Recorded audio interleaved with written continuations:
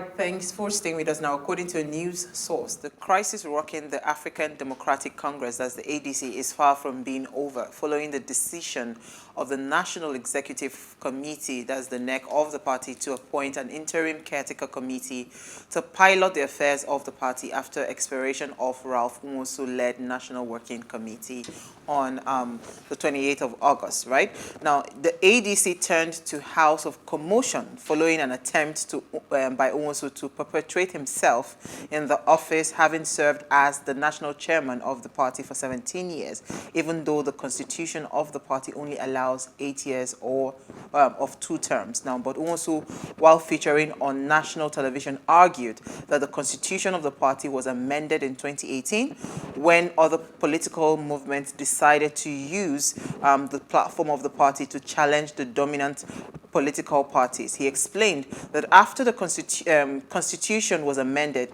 his first 4-year tenure started in 2018, and it is within his constitutional right to recontest for chairmanship position.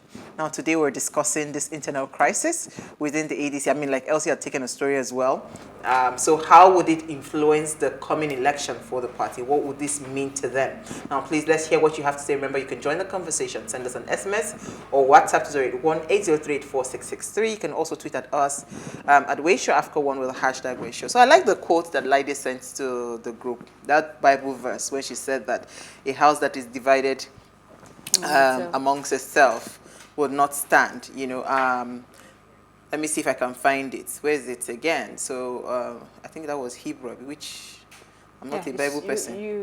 Am I getting it? Right. It's Hebrew, right? Yeah. Matthew 12:25. Can a house divided against itself stand? That's the conversation, because a lot has been going on. The last time we had our guest on this show, he kept on harping on the fact that ADC is not a party that you can just push aside, because based on their spread, out of the 36 states, they have a presence in 30 states, right? They've been long as They've been long, you know, and they came forth at the last presidential election. So, I mean, I kept those words in my head, because now we're beginning to see that, okay, maybe there's some level of interest, you know. Why would somebody just sit down? And again, when he shared the video of the current flag bearer of the party, Kachikwu Dumebi, there was something he said that I held on to. He said, see, over the years, when the elections draw close, they find out that the internal people begin to self-sabotage, sell their mandate. So, I mean, this is not going to happen. It's no longer going to be business as usual. So, little wonder you now see why all the drama is happening. But let me hear your quick thoughts, then I'll bring in Adeniyi. Do you want to go? No, you go. No, I don't have quick talk. I'm waiting for you. Let's just bring him in, because I've said my piece. Adeniyi Kunnu is no stranger to the house. He's a researcher, is a lecturer, and a media professional. He is currently the spokesperson for the Dumebi Kachikwu campaign organization. He joined us before, so he's joining us again. So give it to us hot. Thank you so much for joining us. Thank you. I appreciate the opportunity to come here. Yes. I take it for granted, and I say thank you. You're welcome. You're welcome. Thank you. You're a lot more relaxed today, so we will have a fantastic conversation. I mean, you heard our banter on this conversation, right? Mm-hmm. Why are we having this crisis now? Because this is the most critical time for all political parties. This is the time they are already strategizing how their campaign plans and how they will roll out that campaign. So when you begin to have something like this already puts you, like, it sets you back with a lot of things, because you're not able to move beyond that point when you have crisis like this internally. So why now? What's happening? In the first place, it's a culture shock for the former chairman of the ADC, Chief Ralph Nwosu, because when you have a dubious distinction for doing certain things over time, and somebody came on board and altered what was the erstwhile practice of a party, it becomes a shock. Now, I'm going to start this conversation by going to the position that Nwosu talked about. In the first place, the Constitution has been amended. Except, of course, Nwosu is trying to be smart by half. He should have understood that as the party chairman, if there happened to be an alteration that will result in the questioning of any tenure elongation, the correspondence should have immediately gone to the appropriate persons that are party members. Mm-hmm. So how come there was an alteration that guaranteed an extension of his stay in office, and no state chairperson across the state of the Federation happened to be aware of such alterations? How come even in the press we didn't quite have such communication so as to prevent this kind of conversation or concerns that really have brought us to this platform this evening? And I think that it is important for the audience table to be made very clean for us to have this kind of things dealt with.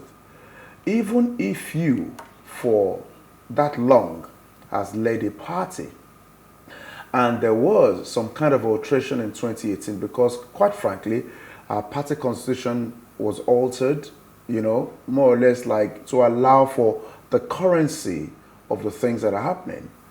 Who takes responsibility for organizing a national convention way ahead before the campaign begins? So on 2-3 grounds, Nwosu appears to be digging a ground that is actually standing on.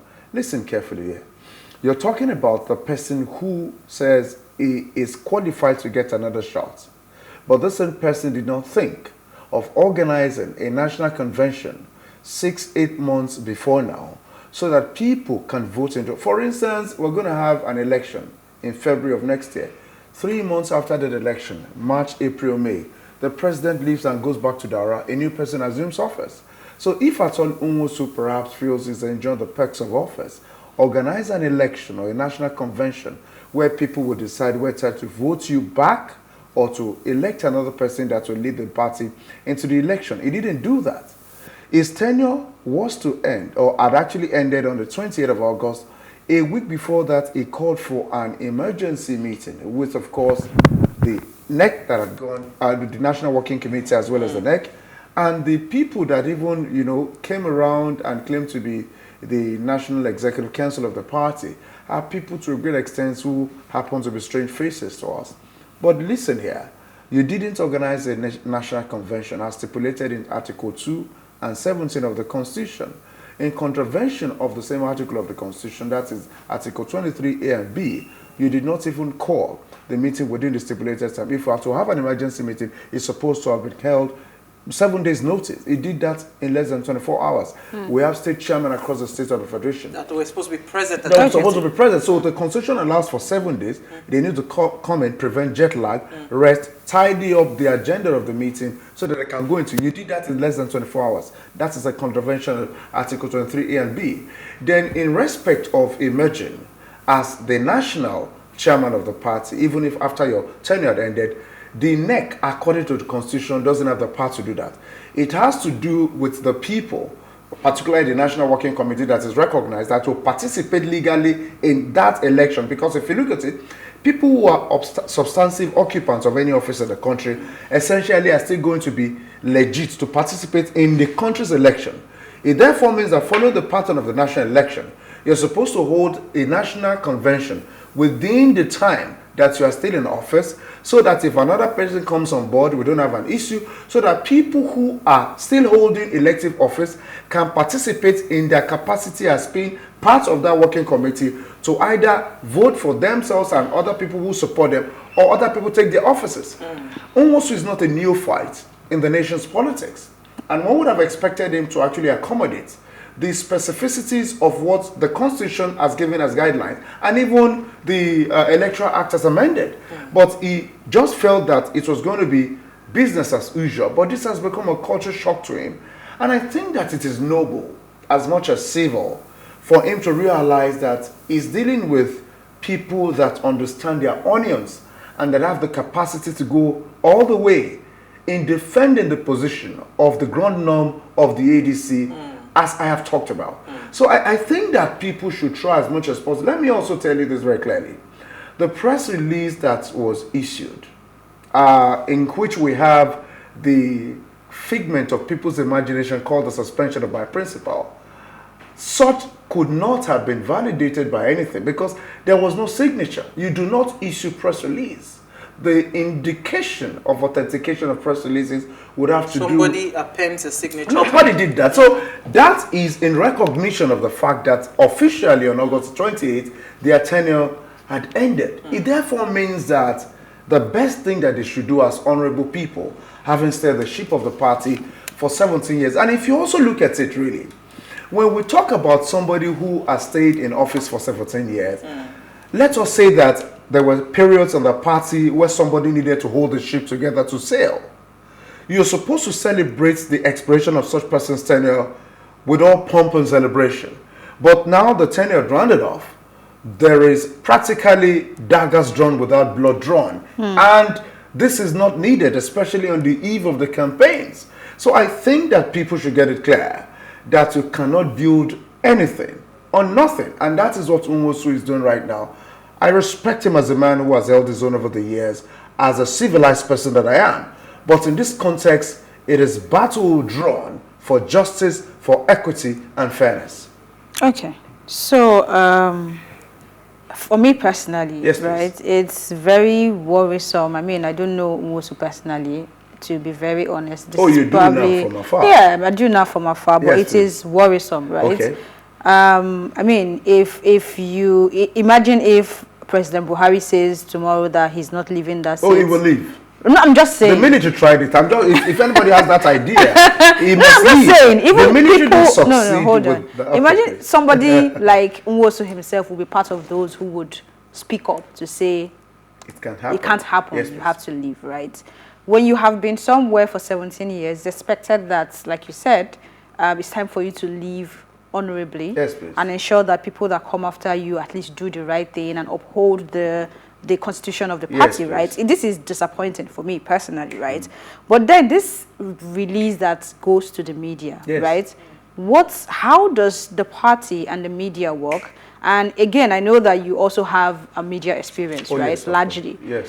So where do you see the error of us as media people and the party? Or is it a case of anybody gives you press release, you put it out? Because even this one that I took this night, right, as my was in the news story, it says the ADC suspends 17 state chairmen, Yes, right? I'll tell you all Signed by this same Nwosu. Okay, that's good. supposed to be former. Okay. Right? We also had the one that said your principal is no longer the flag bearer. Yeah. So what is the relationship with the media, and which of these statements now do we go by? The primary thing that the media does is to report news, what is of interest to the public, what actually can keep them abreast of issues, and what in fact peps up their knowledge quotient. That is what the media does.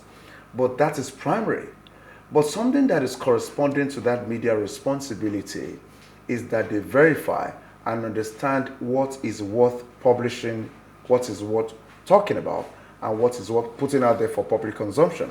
Because the greater number of the Nigerian people, as in this context, may not have the idea of determining what is true or what is false.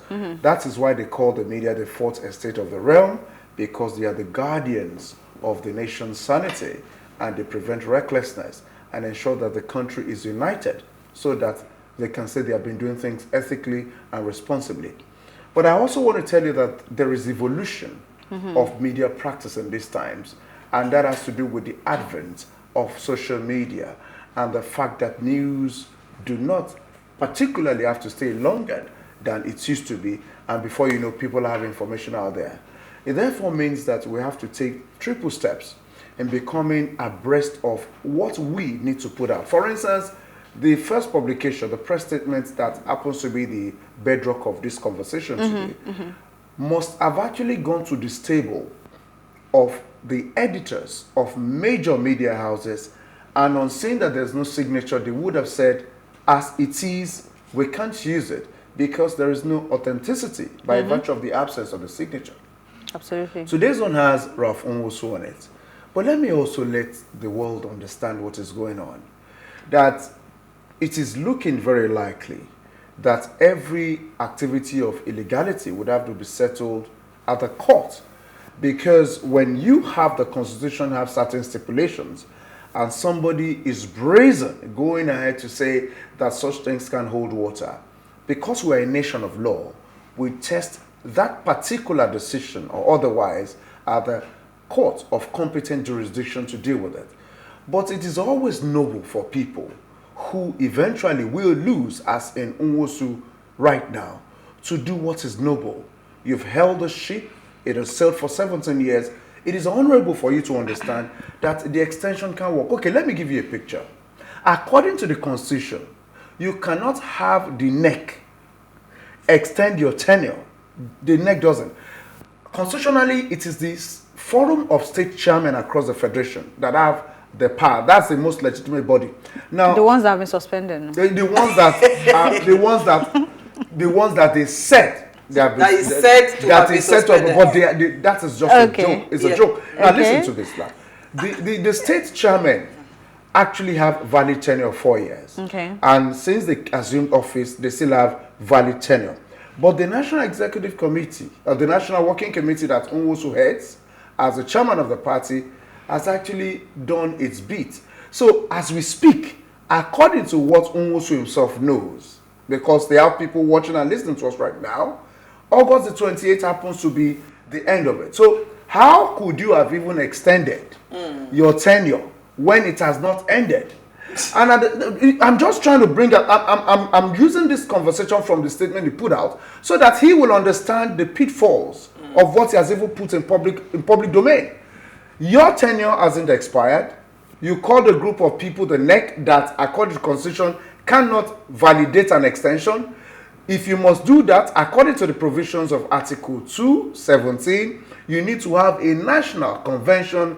Even if at all they will countenance such an extension, it has to be at a convention where you have those whose tenure have not expired participate in an electoral process to actually extend it. So on all of those things that I've talked about, Nwosu has actually contravened every provision of the ADC constitution, and that is why I'm bringing out this to the world to understand that this is not a personal issue.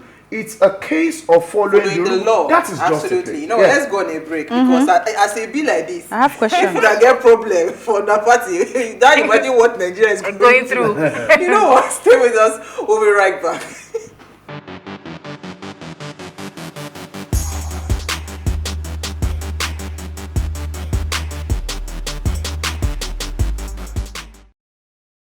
If you just tuned in, we are discussing the internal crisis within the ADC with Adeniyi Kunnu. Now, please, let's hear what you have to say. Remember, you can join the conversation. Send us an SMS or WhatsApp to 081-803-8663. You can also tweet at us at PlusTvAfrica, one with the hashtag #WayShow. I mean, this conversation is just getting me interesting because I have a. You have a follow-up question, Yes. right? Okay, go ahead. Let me quickly then. Let me sort out some messages. So, I mean, I would like to also know what the way forward is, right? Yeah, because I was looking for solution. Listening to the video of Dumebi Kachikwu over the weekend, there were allegations, right? Yes. The ones who insinuated that this particular man, Ralph Nwosu, has over the years sold the mandate of candidates to maybe the highest bidder or other parties and aligned, right? Why do you then think, I mean, I'm just thinking now, right? Is it impossible that this drama, because campaign is supposed to start in less than 1 month, right? Don't you think this drama is then a pathway to ensure that that mandate selling is even easier? Possible, yeah. No. For people who already are aware that were brought into the open space, what has been going on, they will be very careful to deal with anybody at the moment. Okay. Because before now, they've always done it, presenting a candidate, but going behind that candidate to tell others to support another person. Obadame Lafia, who was the presidential candidate, God bless his soul, is no more with us here. He was the candidate of the party in 2019. And what the chairman was supposed to do was to give all the support necessary. But on the eve of the elections and all of that, they had to switch locations with regard to who should be supported. Now, let me give us a picture of why this is very painful and in dire need of definite correction. His Excellency, that's my boss, Dumebi Kachikwu, had a choice of a running mate in Ahmed Buhari, who is from Niger State. 2 hours before the deadline of INEC, Chief Ralph Nwosu Announced somebody else. And my boss dared them. And one of the things that was even said then was that you should produce a letter from the emir of my boss's running mate for his name to be included.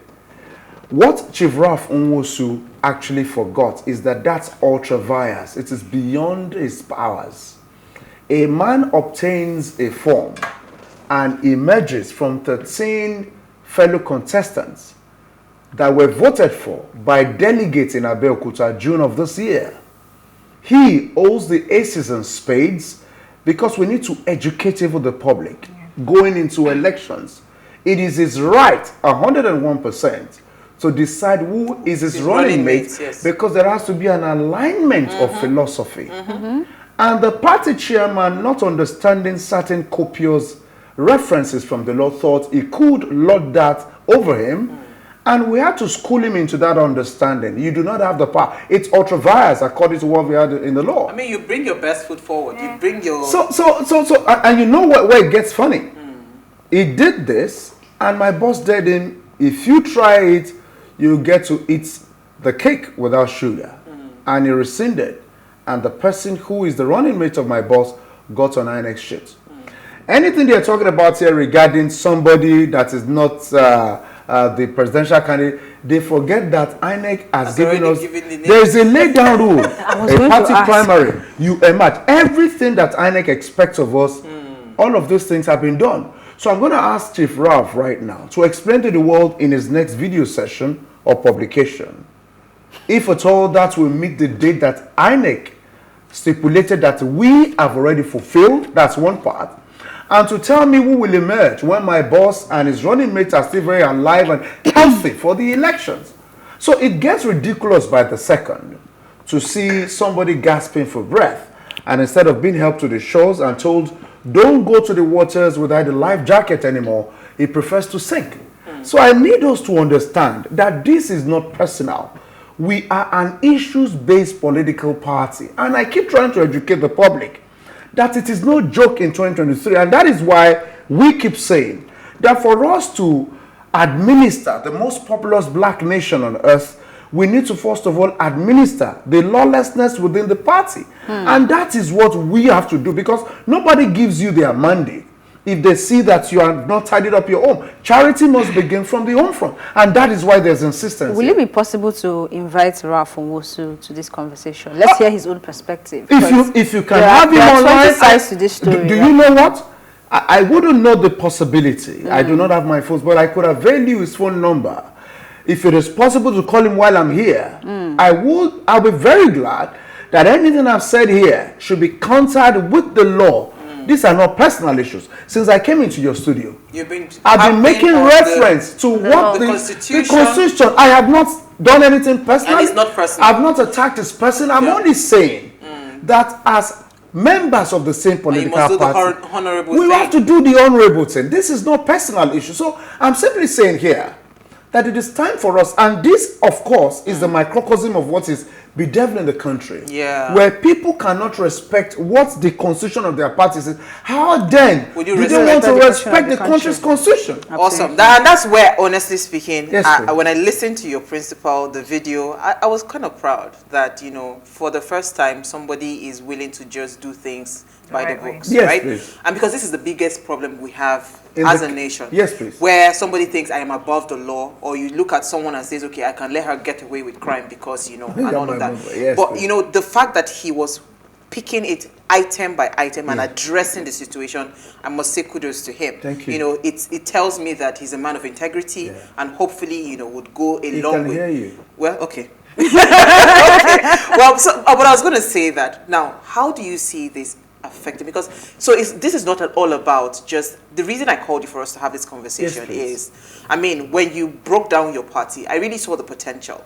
You have 30 states out of 36 states. You came forth in the last election. And with the video that we watched of your principal on Sunday, a lot of young people would be dear to him. Absolutely. Knowing that he's someone that actually we can hold on to say accountable, and because of his integrity, based on what he's doing. Somebody else would just sweep it under the carpet and just, you know. So how do you see this impacting?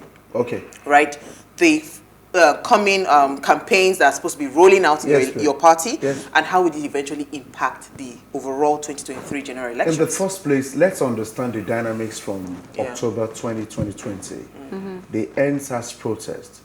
has resulted in a reframing of the mental spaces of all of us that are youth. Forget the whites that you have here. I'm not a youth, though. They say our age don't pass, but hey. Well, that's on the jocular note. Just for us to have a smile. I know. But you know what I'm trying to say here is this. If you check what happened in 2020, you find out that that incident actually brought about another fresh wave of understanding about how leaders should be accountable to their people. And that particular action has kept the Lekki toll gate, the one that is after Sandfield bus stop, and the Link Bridge without toll, because the youth of this country are demanding that you cannot have litigations in court and want to go back to that. Besides, they told you that essentially the so-called money that you said is public-private partnership belongs to the people, taxpayers' money. Why were you collecting toll in the first place for infrastructure that should have been provided? So those questions have not been completely answered. And I know that the courts really have the business of dealing with that decisively. That is one part. Then if you check what has happened after that time, for the first time in INEC's history, the youth of this country requested an extension. INEC used to be very autocratic. When they say there's a closing date, nobody gets an extension. Until the court told INEC, having been taken to court by SERAP, Socioeconomic Rights Accountability Project, until INEC took them to court, particularly SERAP took INEC to court, and the court said, okay, July the 31st, let's round it off. It would have been extended to maybe the end of this month or maybe the end of next month. That is the wave of reconscientization that is making people demand from their leaders that they be accountable to them. And as a matter of fact, I think that that is going to rub off immensely, because people would look at what you're doing. For instance, some major parties have been having internal problems. And these internal problems has led to the exit of a candidate that has moved to a particular candidate that is making wave in that party because of what young people themselves want. And because somebody said, you have not respected your party constitution, I can't stay here, that itself is resonating. My principal who is requesting that there's internal democracy, equity, and fairness, that message is also resonating. So you have that there are people who believe that the Nigerian project is for everybody and not for a few. And if it is going to work for the lot of the people, then they must begin to work, make sure that the charity works from the house. So it is going to be really a very positive reception for us. Let me say this. I would have had a problem even honoring this invitation if my boss has not gotten a clean bill of political health from INEC. And because INEC is the umpire, and INEC has signed and sealed, having witnessed the primary we held in Abeokuta in June, there is no party chairperson that can alter INEC's position, because that is the original position that INEC itself has appended as acceptable. So do you see this impacting your campaigns when it starts to roll? It is going to give us the mileage we have been looking for. The yearnings of the Nigerian people is that for you to talk to them. For instance, there's a portion of scripture, I think is in the Christian Bible in Timothy, that anybody who is a bishop must be the person who controls his own house first. So a bishop is supposed to be a clergyman who leads people. So if you want to be the president of the most populous black nation in Nigeria, and in this instance is Excellency Dumebi Kachikwu, you have to clear your house and ensure that everything is done properly. So he has demonstrated to people. As a matter of fact, there was a session that held before I came into the studio where it was addressing the public, particularly the country, on this issue, and said, as far as he and other candidates are concerned in the ADC, nobody's mandate to be sold, and that he feels that if you go into an election and nobody even gives you their vote, it is honorable because you have participated.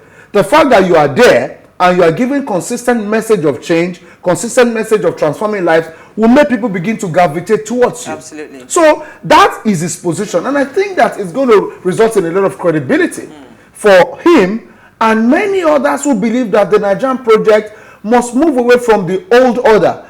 The time for hegemonies to hold us by the jugulars ended. And anybody who believes that we could be asphyxiated has failed because we don't have hands on a windpipe any longer. I resonate with some of... Okay, go ahead.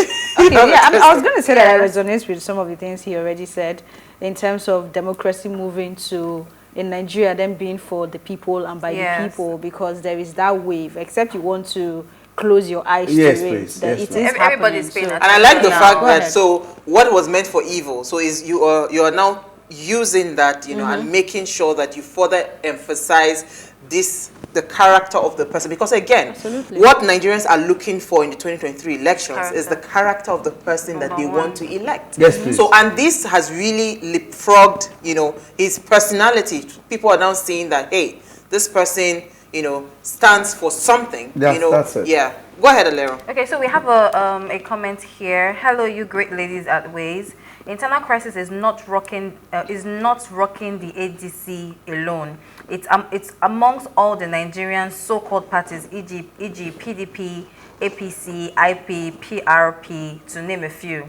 My take is, I still don't believe that we can clean and credible political parties in our country. It's just a party organization that wants to get to power at all costs and chop our national cake.